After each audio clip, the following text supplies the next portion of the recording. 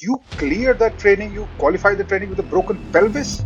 I couldn't go back home a failure. Yeah, I've had shoulder surgery. They said you'll never be able to do a push up. You'll never be able to bench press again. In 1 year, I'm going to go from benching 5 pounds to benching 500 pounds. You're going on a patrol, hearing this crunching noise, and it's a pig taking a bite out of a guy's head. 9/11, where were you? What were you doing? You know that there are people who want to kill you. I think I'll be tested until the day I die. When do you think you were the closest to death? Times I'm on a rooftop in Afghanistan and you can hear the bullet cracks go right over your head. Been hit by 5 different IEDs, been in 2 helicopter crashes. Thank you so much for coming. Welcome to this podcast. Yeah, thanks for having me. I appreciate it. It's a privilege to be speaking with you. It goes without saying that US Navy SEALs are legendary. We've heard a lot about the Navy SEAL training. We Yeah. also have heard that there's an attrition rate of 80% or maybe Mhm. higher. We've Right. heard that deaths are frequent and that people Mhm. don't even make it out of there alive. And so, given those numbers, why would anybody put themselves through it? That's my first question to you. And then I want to know about what happened with you, if you can give us a detailed account of how it transpired. And that's something really strange, which I came to realize that you cleared that training, you qualified the training with a broken pelvis. All right. As far as the broken bone, okay. So yeah, it was probably about I'd say it was about maybe 2, 3 days prior to Hell Week starting. We were doing an exercise called Forever Lunges, and we were doing log PT, and it's about the big as a telephone pole. Very, very, very heavy log. Probably, let me do the conversion here. Probably about maybe 140, 143 kilos, maybe more. Um, and you've got a certain amount of guys on the log, and we're doing lunges. It's 1 foot in front of the other, and we're doing it in soft sand. And it's about a mile and a half down. Sorry, the Hmm. conversion. It's about it's over a kilometer down, and then a kilometer back, and it's just you're just going. That's all you're doing. You're giving everything you got, and it's honestly a race too because they've got this thing called pace to be a winner. So if you're the Hmm. first boat crew down there, you get a little water break, you get a time to drop the log, shake it out a little bit before heading back. If you don't win, well, you turn right back around and then head on back. Well, um, I'm kind of a stubborn individual, and I didn't want to drop the log because if you drop the log, then you have to go to the back and start completely over. So I didn't want to do that at all costs. So the old Marine in me, the ornery Texan that I am, just said, "No, I'm not going to stop." And it's one of those things where literally pride comes before the fall. And the log started to slip because all of us were wet and sandy, and carrying a smoothed out log, it tends to slide. So as it was sliding off, I was like, nope, I'm not, I'm going to catch the thing. So as the log went down, I tried to catch it by myself. And then as I lunged and came down, the log hit me right on the hip. And as I turned with that soft sand, the pubic rami bone I could feel it just snap.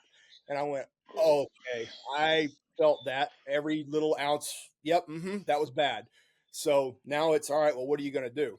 Well, I'm going to keep going and see what happens because I'm not sure that it's a bone. All I know is that something bad happened. I heard a pop, and I just know that I have to keep going. So I finished out the evolution and went to medical. And afterwards, I told the instructor, the lead instructor that was in charge of the evolution, I was like, "Hey, man, I think something's really wrong with me. I need to go get this thing checked out." And he's like, "All right, fine, let's go. Go to medical and then come back afterwards." Okay, cool. So I go back. I go over to medical. They do an X-ray. Sure enough, bone's broken.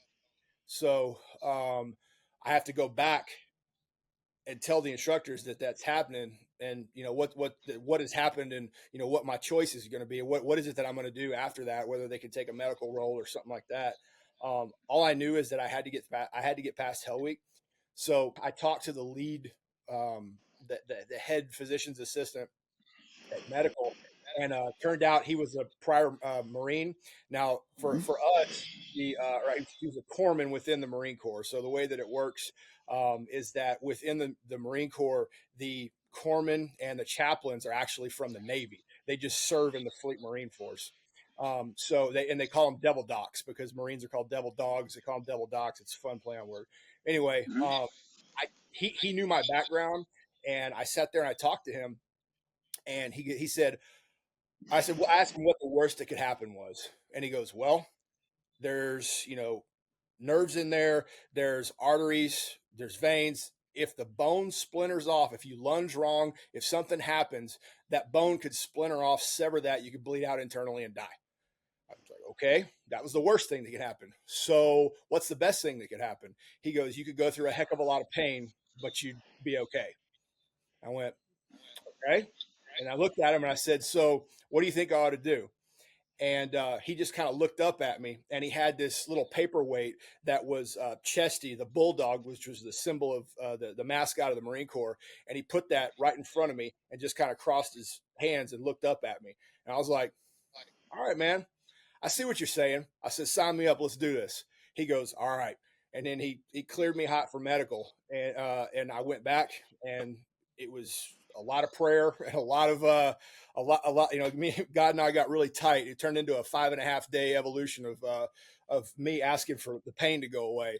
And, med checks, we started on Sunday. Med checks weren't until Tuesday.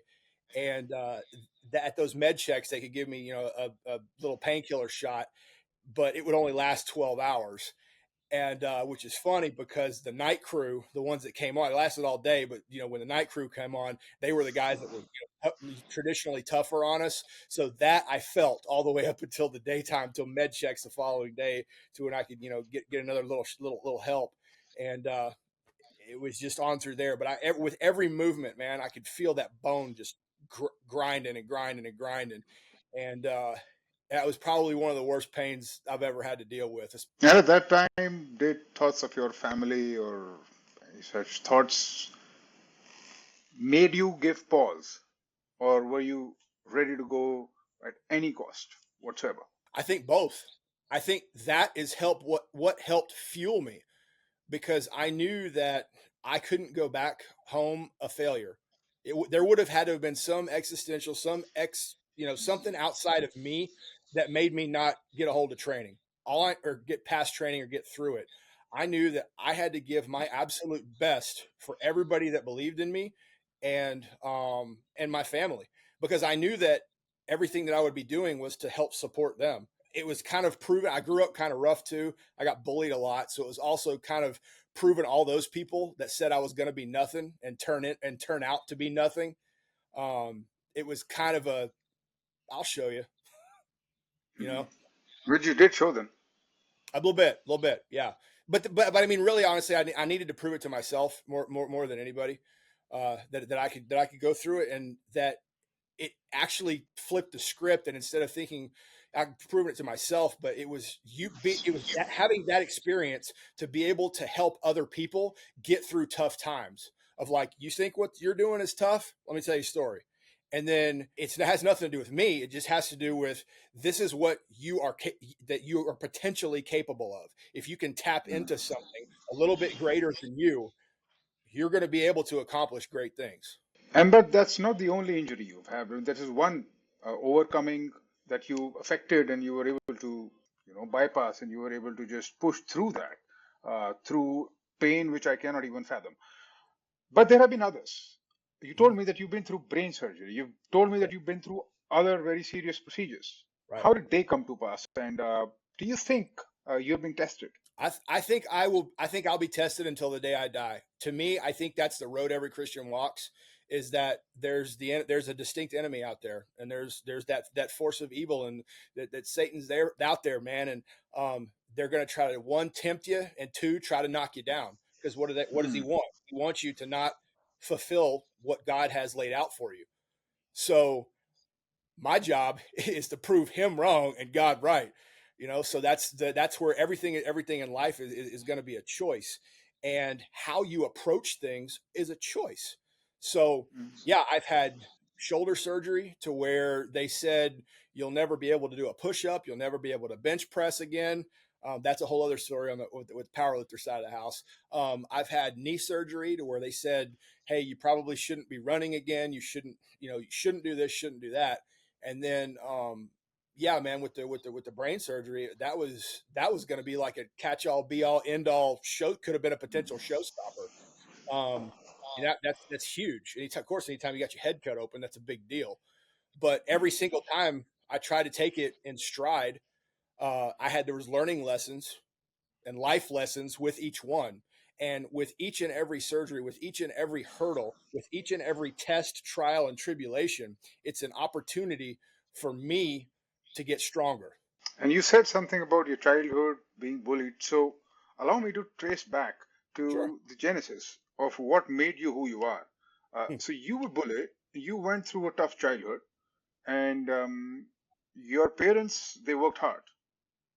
Yes. And then what happened? What pushed you to enroll in the army, and then you became a Marine, and you spent a lot of years there. I think more than 10 years in the Marine, and 16 and a half as a Navy SEAL. Yep. Not yeah. 9 and change Marines, 16 and change with the SEALs. Yep. Did you know this is how it would pan out when you were a child, or No did idea. something just flip? Was there an inflection point or something?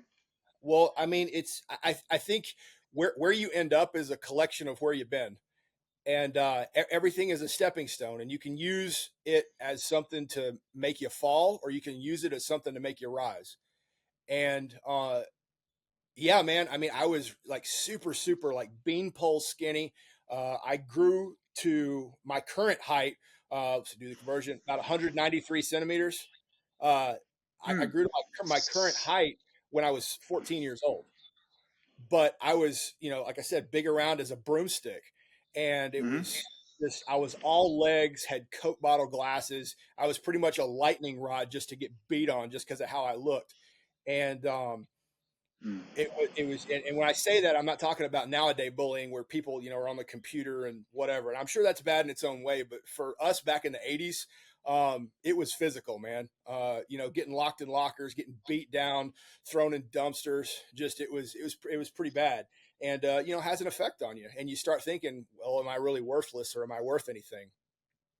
And I played sports, and I tried to do the best that I possibly could. I played basketball, ran track a little bit, and it took beatings there. It was just one beating after the other. And my family, I had several people that were in my family that served in the military. A couple of my grandfathers were World War II time frame. One was in the Army as a dentist. The other one was in the Merchant Marines. And then a few of my uncles served in the Marine Corps, and they had always been held in a very high regard. And I was like, all right, well, I that sounds like it'd be a kind of a cool thing, so I'll head that way. And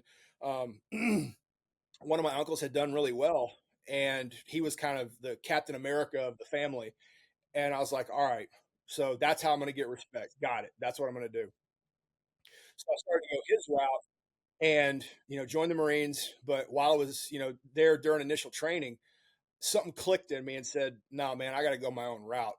And he was in intelligence. He went the intelligence route, and I went, no, nah, man, I'm going the infantry. I want to go to the front lines, and for whatever it was. Now this was during the '90s, so we really didn't have much going on at the time, but I just knew that where I was going to go, life had been a fight so far, so I was just going to continue to do that.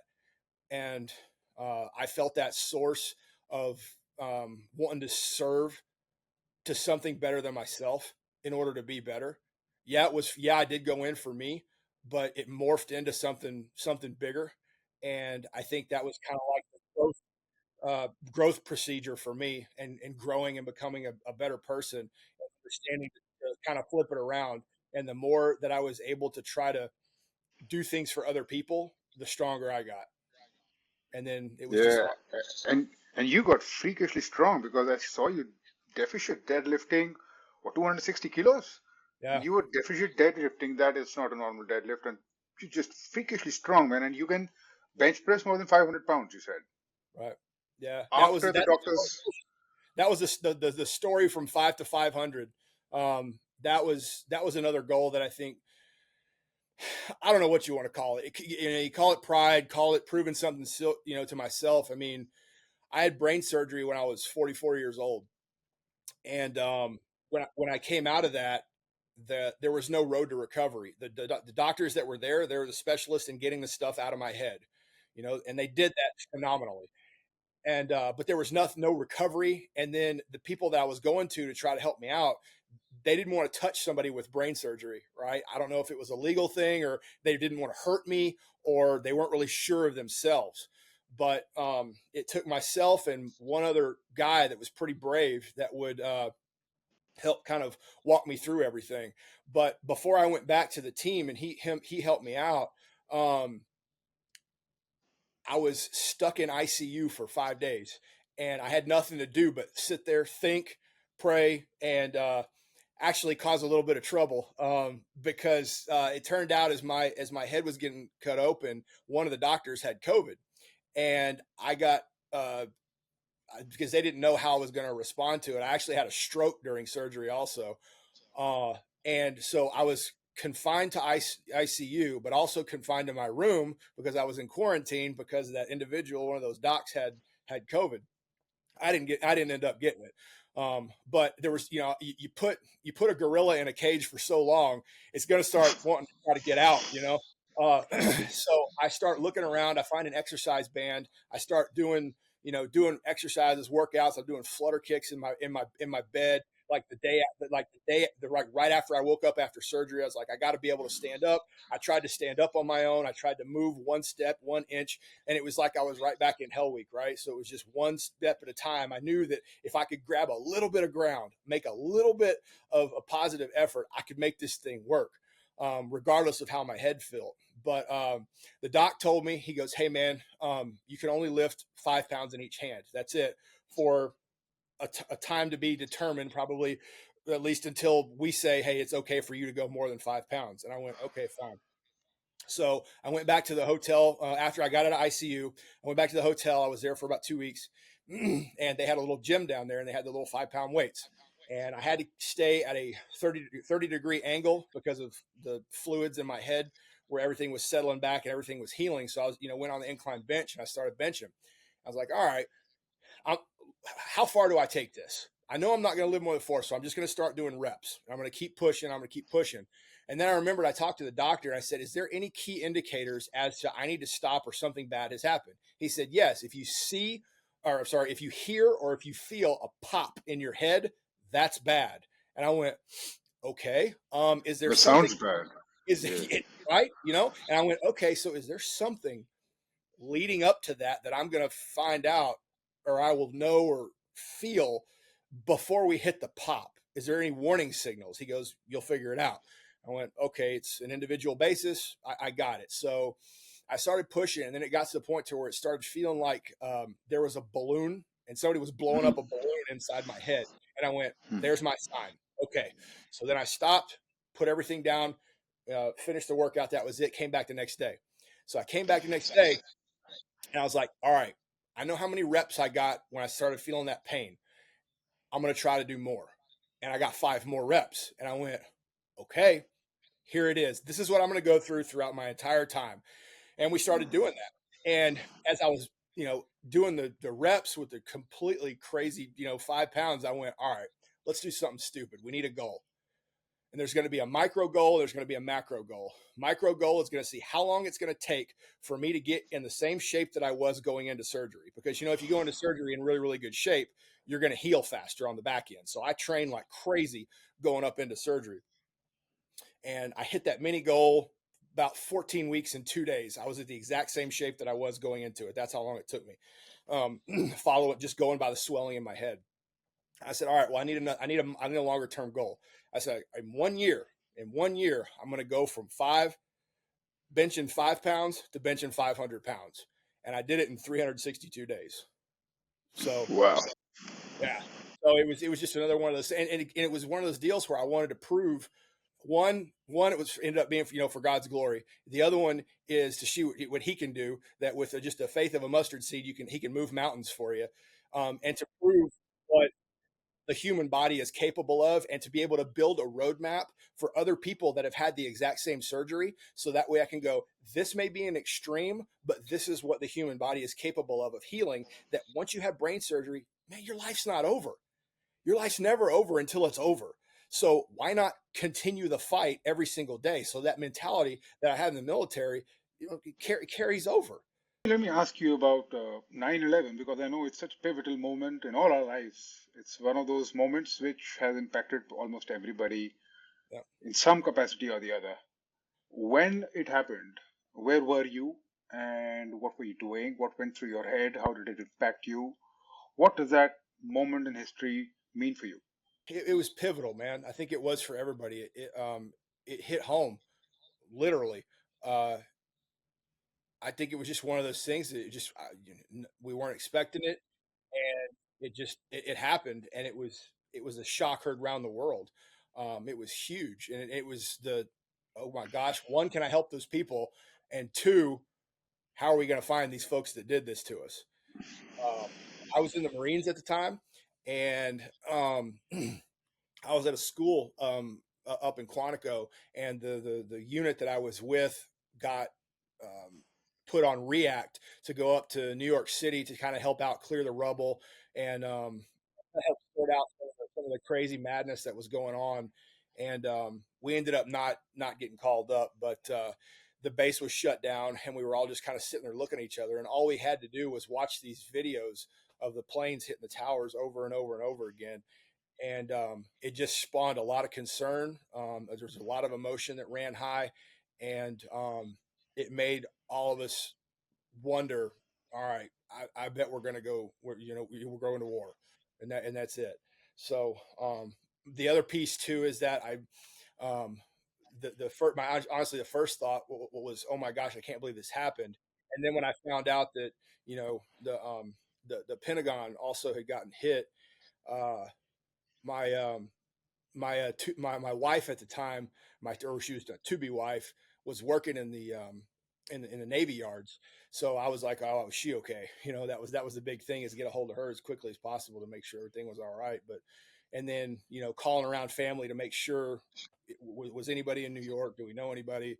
And then making sure everybody was okay. And it was kind of like a huge rally for everybody to go, all right, something needs to happen. But at least for me, I was really blessed that nobody in my family got injured. Let me also ask you about your time in the Navy SEALs. When you deployed in a area where there is conflict and there is combat, it's all around you.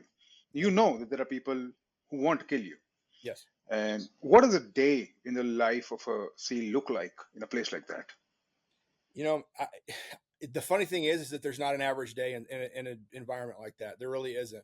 Um, it's a heightened state of awareness the entire time that you're there, because you feel like the minute you let your guard down, that's the minute something's going to happen. So you are amped up the pretty much the entire time. It can be pretty difficult to sleep. Um, but it's just a level of preparedness. You still have to train when you're there, and then you still have to be able to plan for the operations. Something could come up, a piece of intel could come in, something could happen that would enact us almost immediately to go out. If somebody, one of our brothers and sisters that are another province over or something like that, needs some help, and we can go over there and help them, we got to be ready to do that too. If we get some information that somebody's there that we're looking for, hey, we got to go now. So not everything is planned. Some things are, and you Mm. try to keep routine as best as you possibly can. But in that type of environment, it's really hard to kind of keep routine. But to be able to keep yourself up, keep the boys up, and and just keep driving. It's that same thing that they teach you in training. It's to never stop, no matter what, and make sure that you got your guys back wherever he's at, and he's got yours. So, after all of this training, you go into combat as a Navy SEAL Yeah, and you actually face combat. right. What is the difference with what you were expecting versus what really happened? And what was your first combat experience like? If you can take us through an account of really what happened, it would be awesome. My first combat experience was with the Marines, and it was a deployment of firsts, and we did a combat landing, and that was crazy going into that. And our plane was actually getting shot at as we were landing. We were in a big C5 aircraft, and it was we landed at night, and I remember we hit the ground so hard. We had Humvees that were in the vehicle, or that were strapped down, chained down to the airplane, and we hit so hard that the chain snapped. And it said, they go, "Hey, you guys got 2 minutes, and then we're out of here." And you can hear the tink, tink, tink, tink, tink, of the bullets hitting. I was like, "Oh my word!" And the you know it opened. The bird opened up. We drove the two Humvees that we had in there out, and there was an airfield. Uh, this was actually in Haiti. This is an airfield, and we just went and took the terminal and kind of started operations from there. And it was very, very eye opening. It's one of those things where all you can do is read about it, and then, I hate to say it, but watch things on TV and movies, and it's absolutely nothing like what you would think. Uh, and it's something that will stay with you. It's something that will hang with you absolutely forever. So um, it was a heck of an experience, the first go round. And then I can't really, I mean, I could say we caught our stride and kind of got used to it, but it's one of those things too where if you get used to something, then complacency tends to set in, and that's one of the biggest killers of individuals. With all of these operations, all of these deployments, when do you think you were the closest to death? You know, I've been close to death in training, and I've been close to Mhm. death in combat. That first combat landing, I didn't think we were going to make that one. I never landed so hard in my life, and we didn't train for it. We had Air Force pilots, and we hit the ground so dadgum hard. I was like, "Holy cow, what just happened?" I mean, I've had 107 rockets come right by my face and blow up, like, 30, 40 yards away from me. Um, been hit by 5 different IEDs. Been in 2 helicopter crashes.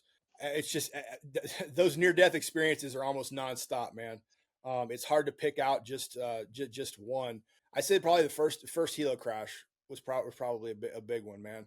Um, I was in a CH-53. It actually was landing wrong. It was honestly, it was training, and the bird had the tail hint in as it was landing. The tail end kind of caught. We were on this atoll in the South Pacific, and it was we were coming up, and almost like the rear skid got caught, and then the helo went up over, and then landed on its side. And just that initial feeling of, oh my word, what's going to happen? Um, Only by the grace of God did nobody die, but it was just one of those kind of wake up calls as to, oh my gosh, this is real. This just happened. And then, am I okay? Checking all the digits. Is everybody else okay? And that was it. I mean, I, there plenty of times. I can't tell you how many times I'm on a rooftop in Afghanistan, and you can hear the bullet cracks go right over your head, and it's just, you hear the whiz. And then I can remember one time where we were on a roof one time. It was on a 3-day op, and there was a single shooter in the next village over. Is probably about maybe 300-400 yards away, and you hear that crack, that report of the firearm, and then the dust kicks up, literally, because I was the dust kicks up right by your foot, and you're like, oh my word. So it's, you get down and start looking, because you're looking for muzzle flashes and then any more cracks to the rifle, and then it goes off again, and then right in front of me, I feel dust hit me in the face because the bullet literally skipped off right in front of my head. And then it's like, all right, this has just gotten really, really real. And you just don't know.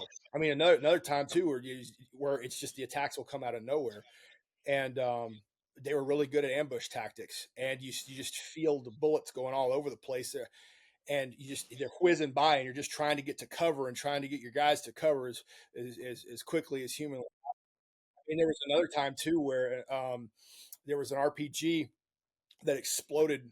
Fortunately, the guy forgot to pull the pin, but it exploded right over me and my boy's head, because it air bursts, as I don't know if you want to call it a safety measure or whatever, but it air bursts after it goes a certain amount, a certain distance, and all we felt was a lot of heat, and then we saw dust kick up all around us, and we're just going, "You okay? Yeah. You okay? Yeah, I'm good. All right, cool. Let's keep going." And it's just, okay, we're fine. Let's keep fighting, and try to go get this guy. Um, shoot, man, in Iraq, I had an RPG hit my vehicle. It didn't even go off. It hit my door. Of Oh, hum. Yeah, I mean, it was a close shot, but I don't know. It must have been a dud or something like that, and I didn't even know. I remember this patrol that we were going on. I heard a tink, and I didn't know what it was. And then the guy behind me gives me a holler and says, "Hey, dude, just pied the corner," and you start seeing shooting, and he's like, "Yeah, man, an RPG just hit your vehicle." I'm like, "Nah, come on, man, that didn't happen." Yeah, so we got to the end of patrol, come out, look, and sure enough, there's a little indentation where it hit, and I went, "Okay, all right, that was close too." So it's multiple close calls, man. It you've is. been blown up, you've been shot at, you have helos blow up, which you were traveling, you've been on a plane with both its engines on fire, you've crash landed, you've had an RPG hit the side of the door of the vehicle that you were sitting in, and I don't even know what else. Yeah, yeah. So, I so the mean, obvious question is this: is God protecting you? You think? 100%. I don't know why I'm not worth it, but absolutely, 100%, 100%. I have no doubt in my mind. I should have been dead. I don't know how many times over, but he's keeping me around for something. So hey, man, I might as well do what I can for his glory, and that's kind of why I started up my own business. So I'm in it for him. Speaking of levels of bad, because like I said, you've been through all of this stuff and you've seen a side of humanity which is not even accessible to most people except for perhaps in movies or books. Right? Have you encountered pure evil personified, a real monster? Have you Absolutely. seen, would you care to recount what that was like and what you think about it, and how rare is this? Or is it something that we all possess? Or are there people who are particularly evil that exist? Um, I think everyone has a potential for good and evil. To what degree? That's kind of an individual basis, and you see that in crime, right? Uh, Hmm. so it's and what varying degrees of evil is it? Hey, I'm going to go steal something from a store, or am I going to go, grab a rifle and shoot up a bunch of people? I, still all evil, right? Evil in and of itself is pure. So good in and of itself is pure. There's not really much of a gray area. There's right, there's wrong. That's pretty much the way it goes, man. So, but as far as like the atrocities at the levels, I mean, you talk about, you hear about violence in TV and things like that. Is it desensitizing people? Maybe to a certain extent, sure. But at the same time, if you see that type of stuff for real, um, there's nothing that can prepare you for something like that, right? I mean, I remember going on Target one time and seeing a teenage kid been tortured, and it's horrible things, man. His stomach was cut open, tongue was cut out, fingers cut off, like, and his arms were bound behind a chair in barbed wire. It's like that's a kid, man. How, how do you not have something like that affect you in some sort of a negative way, and then to understand your enemy a little bit more as to who would do that, not just to say it had been done, but like someone did that, and what it would take to be able to do something like that is on another. To me, I mean, I said, good is good and bad is bad. It's just to do something like that, to go to that level, it takes something else, man. It really does. I mean, I've seen other ones where uh, we we we you go on another again. You go on Target, and I've seen entire families are gunned down, um, kids from babies just dead, right? Because who knows why? All you have is the stories afterwards. Oh well, this family hurt that family, or this group of individuals decided that they didn't like this group of individuals, so they're going to kill everybody back to their beginning of their bloodline, and you see it done right there in front of you, and you just fathom because come from a first world country or whatever. It's you just don't see stuff like that all the time. But then you go to different countries that might be third world type countries and things like that, and you see how they're living, and it's just a whole other thing. You see starvation, you see people that you can see their rib cages as they're walking by, and you can't help but not have a heart for them. But then to see other folks, where I remember we were walking across, we were on patrol, and in Haiti, and they were just stepping over this guy that had been hacked to death by a machete. right? It looked like Jason Voorhees from Friday the 13th had got after this dude. And they're just stepping over him. And then on top of that, at least in that country, to me, what I saw, the only fat animals that were there were the pigs, because the pigs would eat the bodies. That's something else, man. If you're doing patrol, you're going on a patrol, you look over and you hearing this crunching noise, and it's a pig taking a bite out of a guy's head. That's something else too. Oh man, say You know, that again. it's tough, man. And then it's just like, okay, well, you have to stay mission focused. Like, I'll deal with that later. Now I've got to stay on target. I've got to stay on my mission. That's fine. Um, it's one thing after the other. It's like, again, people do this, Hmm. and that's it. Let me ask you about something positive. Let me have Okay. something. What's the one operation that you are the most proud of? There's many ops, and there's bigger operations, but I can recall one smaller operation that we were Hmm. in Afghanistan, where you where we got in a pretty bad gunfight in that village, and then it was one of the ones where the Taliban fled and we kind of stayed in place. But to have the families come up and talk to you afterwards and thank you, one, that you're there, and two, that you helped them. And we were also there originally to help give them um, blankets and food, and I think we had some equipment to help help build one of their pumps for the Carez system so that the crew could get water. But to see that you're doing really really good for somebody that you don't even know, that gave a huge feeling of fulfillment, and it was something that kind of everybody talked about.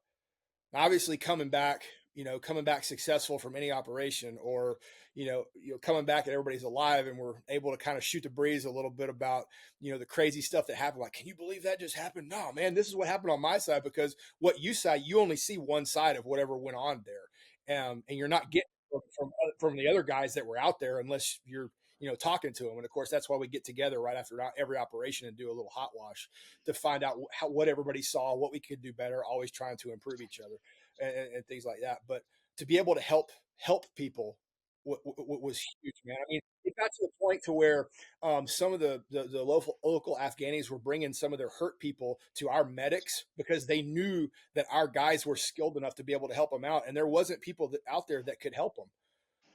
And we had this one medic, dude, God, it was amazing. Didn't even question it. Guy's med bag, hopped in the back, and then went to work on this guy that had been shot a couple of times. And he didn't know him from Adam. He didn't have to do anything. But it's just that inherent selfless act that comes from individuals that are made to do so much violence, but also on the flip side of the house, they're capable of using that violence and using everything that they've been trained, because it actually is for good. That you're there that you can heal people as well as hurt people, and the healing you get so much more out of than you do the hurt. Yeah. Speaking of healing, what is the one time that you saved somebody's life? Fast forward to Afghanistan. Um, one of the guys was we were getting shot at from two different directions.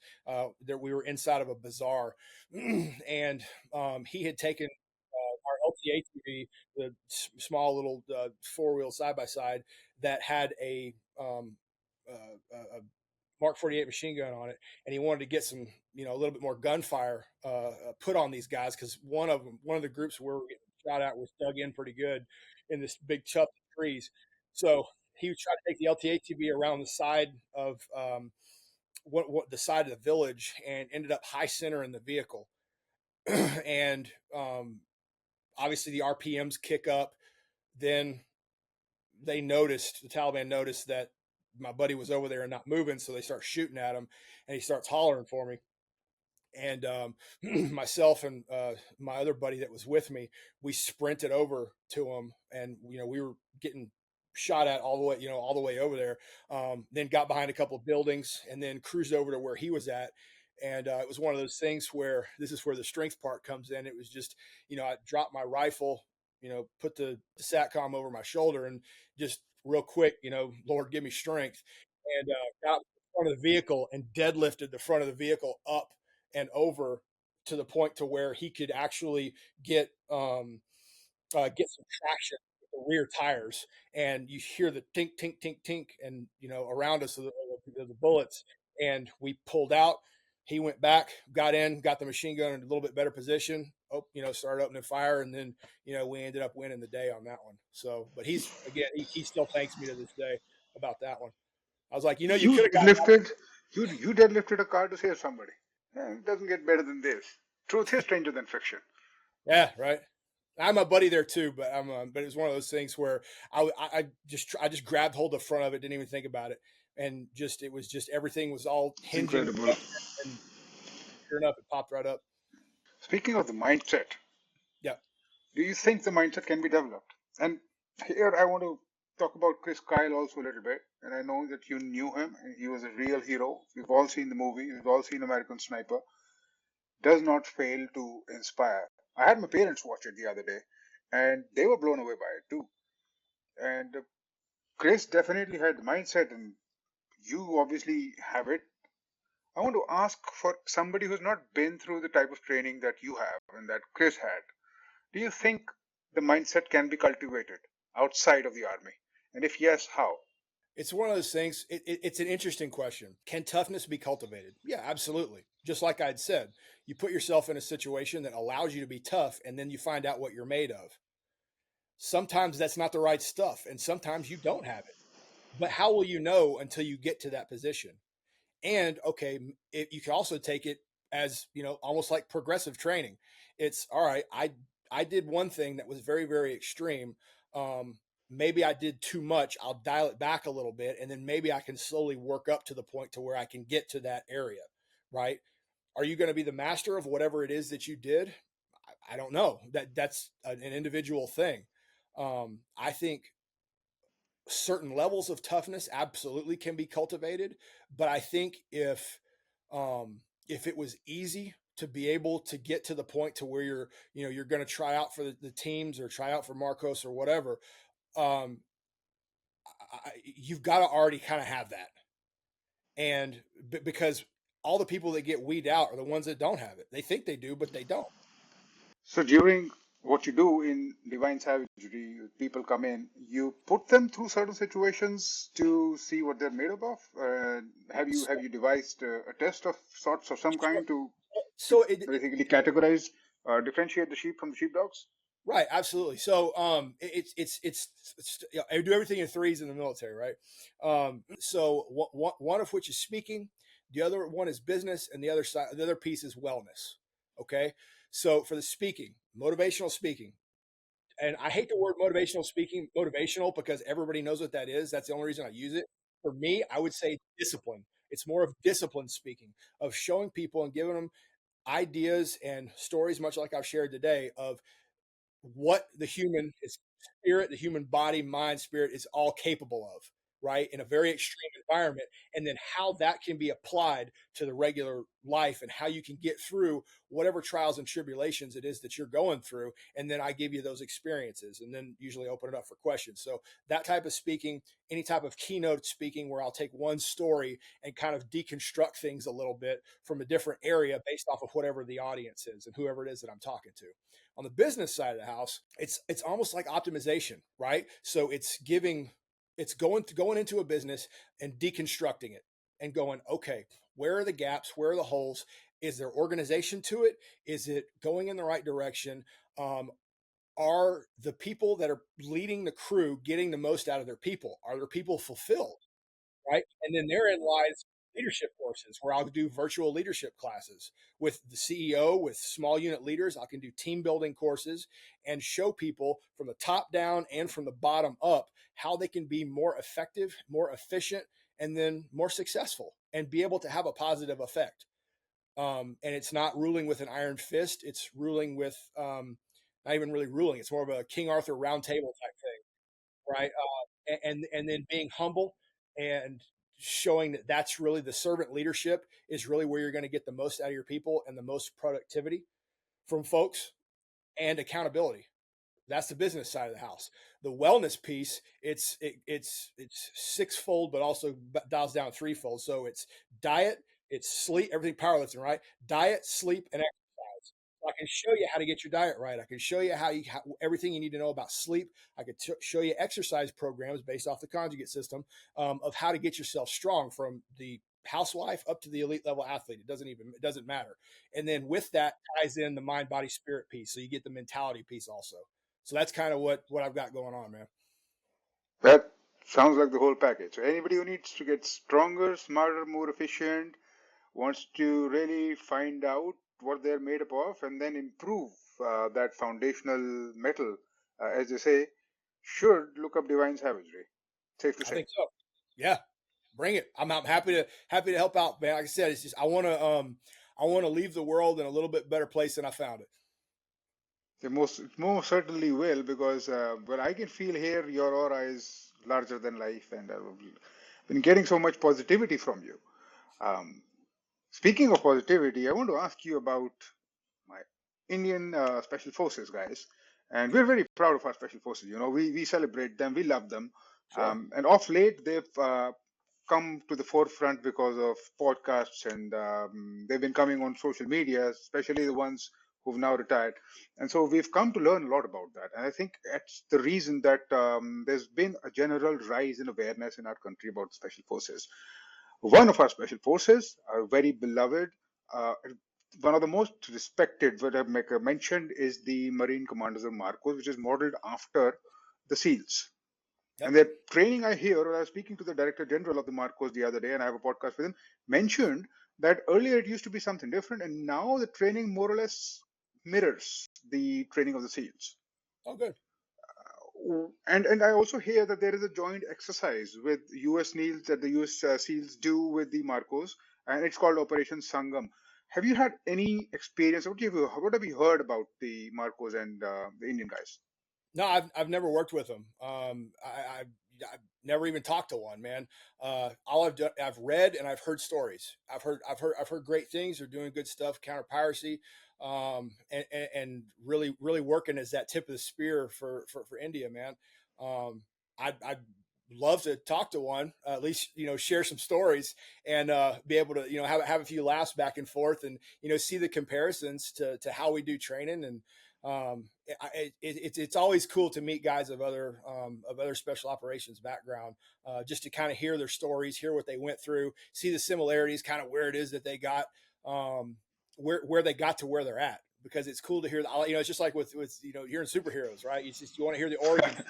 You want to hear the Yeah. origin story, and then their backstory too, because we all need motivation, right? We all need a little bit of inspiration every now and then. Your story inspires me, and their story inspires me, and it helps fuel my fire, and then it's a reciprocal thing where mine will help fuel theirs up too. But no, man, I've never worked with them, but I've heard good things. Has been a trip. It's been a ride. I've learned a lot, and I can't thank you enough for lending me this perspective one on one, because some moments of that conversation, I felt like I was there. I was able to live vicariously through you. Uh, the best part about it is that everything you said beamed of positivity. And regardless of what all you've been through, I think you're a fantastic person. And it's my privilege, and it's a testament to your heart for opening up to me and to the rest of my countrymen the way you did. I can't thank you enough for it. It's been a real privilege and a real honor. Much love and respect from India. Hey, it's all on this end too, my man. Really appreciate it.